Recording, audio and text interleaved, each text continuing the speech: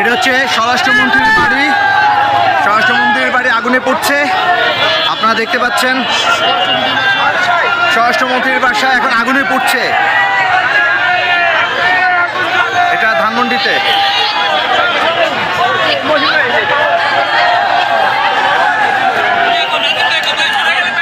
উৎসুক জনতা দেখছে স্বরাষ্ট্রমন্ত্রীর বাড়ির ভিতরে আগুন জ্বলছে।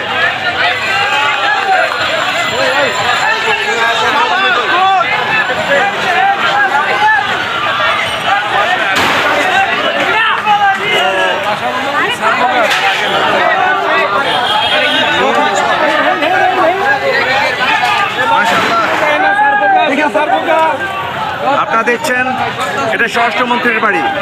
স্বরাষ্ট্রমন্ত্রীর বাড়ি রাগান্বিত জনতা আগুন ধরিয়ে দিয়েছে।